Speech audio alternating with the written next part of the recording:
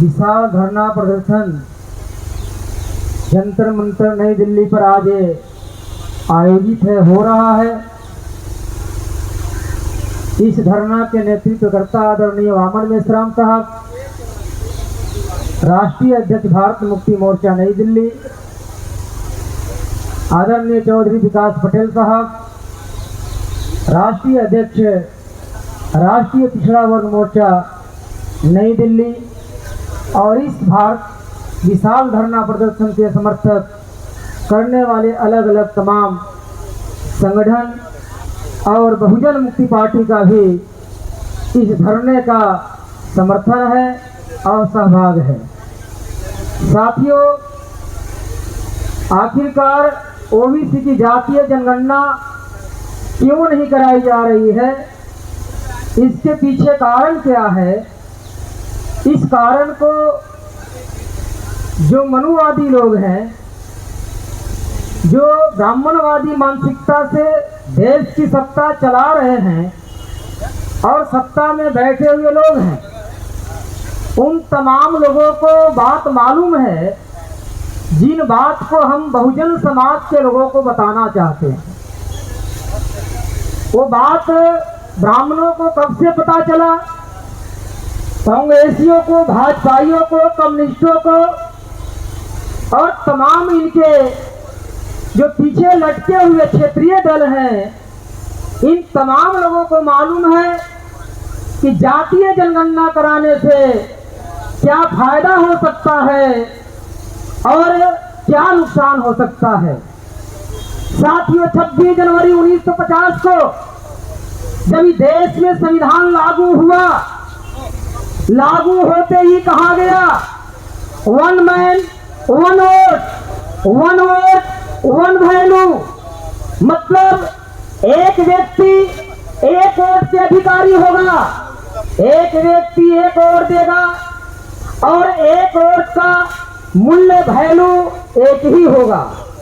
ये बात मूल निवासी बहुजन समाज के लोगों को मालूम नहीं है, लेकिन कांग्रेस के चट्टे बट्टे लोगों को मालूम है, भाजपाइयों को चट्टे बट्टे लोगों को मालूम है, कम्युनिस्टों के चट्टे बट्टे लोगों को मालूम है और इनके तमाम लटकन बने हुए तमाम क्षेत्रीय दलें हैं, उन तमाम लोगों को मालूम है। साथियों, जब वन मैन वन वोट होगा और वन वोट वन वैल्यू होगा तो इस देश में राजा कौन बन सकता है, शासक कौन बन सकता है, देश का हुक्मरान कौन बन सकता है, देश का मुखिया कौन बन सकता है।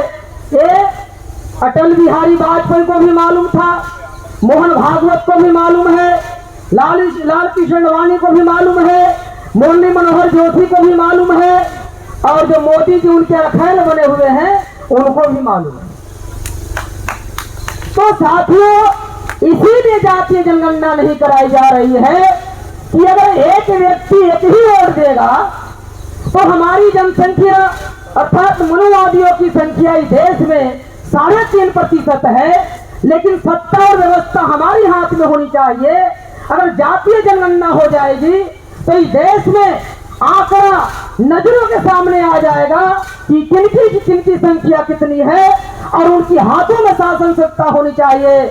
ऐसी लड़ाई सड़कों से ये गली से लेकर दिल्ली तक ना पहुंच जाए, इसलिए आज भाजपा के लोग हो या कांग्रेस के लोग हो, कोई भी जाति जनगणना कराने की नाम नहीं ले रहे। ये संख्या मालूम नहीं होनी चाहिए।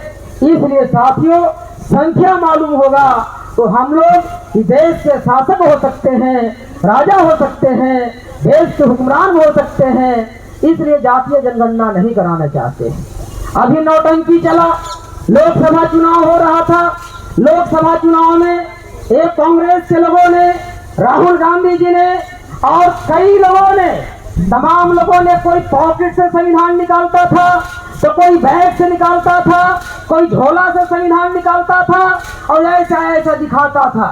हमारे बहुजन समाज के लोग ऐसा ऐसा करके दिखाता था और दिखाने के बाद कहता था ये संविधान बीजेपी वाले खत्म करना चाहते हैं, इसलिए संविधान को बचाना होगा और अगर संविधान बचता है तो ओबीसी को बचाना होगा, अनुसूचित जाति को लोगों को बचाना होगा, जातीय जनगणना कराना होगा।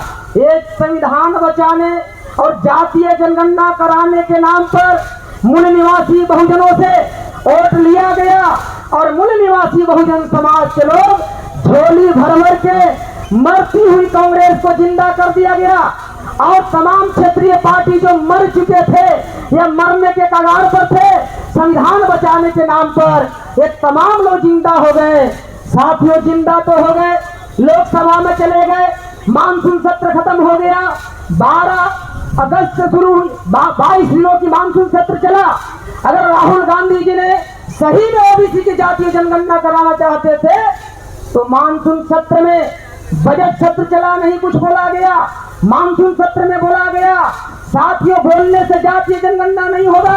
अगर राहुल गांधी जी ईमानदार हैं और ओबीसी की जातीय जनगणना कराना चाहते हैं तो संसद के अंदर उनको अध्यादेश लाना चाहिए था संविधान बचाने के नाम पर, और ओबीसी की जातीय जनगणना के नाम पर आपने वोट लिया। केवल नौटंकी कर रहा है, झुंझुना दिखा रहा है, लोगों को उल्लू बना रहा है। अध्यादेश लाने की बात कभी नहीं बीजेपी के लोग तो कर ही नहीं सकते हैं। जो संविधान बचाने के नाम पर वोट लिया वो नहीं कर रहे हैं। लोग कहता चंद्रशेखर बहुत बोल रहा है, चंद्रशेखर बहुत बोल रहा है, उसके वजह से एससी/एसटी उप वर्गीकरण करना बंद हो गया और उसके वजह से क्लासिफिकेशन करना बंद हो गया और रिजर्वेशन करना बंद हो गया। मैं पूछना चाहता हूँ, चंद्रशेखर जी बहुत बोलते हैं, एक दिन भी अध्यादेश लाने की मांग नहीं किया। अगर आप बहुत बोलते हो, बोलने की संसद नहीं है, संसद लड़ने के लिए है और लड़कर कानून बनाने के लिए है। बोलने के लिए तो चौक चौराहा है जो आज हम लोग बोल रहे हैं, बोलने के लिए सड़क है, बोलने के लिए गली है, संसद बोलने के लिए नहीं है, वहाँ बोलना है। और तुम्हारे बातों के ऊपर अमल कितना किया जा रहा है इसको देखना जरूरी है। चंद्रशेखर के बातों के ऊपर कोई अमल नहीं करता है, बोलने नहीं देता है, और बोलता भी है तो एससी/एसटी ओबीसी के लोगों को और खासकर अनुसूचित जाति के लोगों को खुश करने के लिए, जैसे जगजीवन राम को खुश करने के लिए बोलने दिया जाता था, उसी तरीके से चंद्रशेखर को बोलने के लिए, हमारे बहुजन समाज के लोगों को खुश करने के लिए बोलने दिया जाता है। हमारा एससी/एसटी ओबीसी के लोगों को लगता है और खासकर अनुसूचित जाति के लोगों को लगता है चंद्रशेखर बहुत बोल रहा है। अरे चंद्रशेखर के बोलने से नहीं, आरक्षण नहीं हो वापस नहीं लिए, बल्कि मेश्राम साहब ने 3 अगस्त को जो वीडियो जारी किया कि अगर सरकार निर्णय नहीं लेती है और सरकार अगर विचार नहीं करती है, मैं बहुत जल्द ही भारत बंद करने वाला हूँ। मोदी आनंद फानन में आकर वापस ले लिया।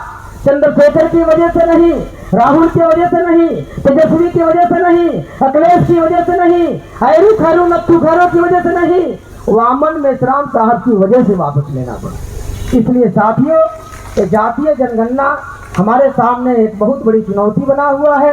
ये चुनौती अब इनके बस की बात नहीं लगता है। अब ये चुनौती को हम लोगों ने स्वीकार कर लिया है। तो जब हम लोग स्वीकार कर लिए हैं तो फिर सरकार बनाना होगा, और सरकार बनाकर अपने बलबूते, अपने ताकत पर, अपने शक्ति पर हम लोग भारत में तमाम लोगों को जातीय जनगणना कराने की काम करेंगे और जनसंख्या के अनुपात में शासन प्रशासन जीवन के हर क्षेत्र में सभी लोगों की हिस्सेदारी देने की बात करेंगे। इसकी लड़ाई बहुजन मुक्ति पार्टी हर समय लड़ रही है और आज भी हम लड़ रहे हैं और कल भी लड़ते रहेंगे। अभी हम गली में लड़ रहे हैं, आज दिल्ली में लड़ने आए हैं, आने वाले समय में संसद में भी जाकर हम लोग लड़ेंगे। तो जातीय जनगणना भी होगी और मूल निवासी बहुजन समाज के तमाम समस्याओं का समाधान होगा और हम लोग इस देश का हुक्मरान और शासक बनेंगे। धन्यवाद सभी को। जय मूल निवासी, जय हिंद।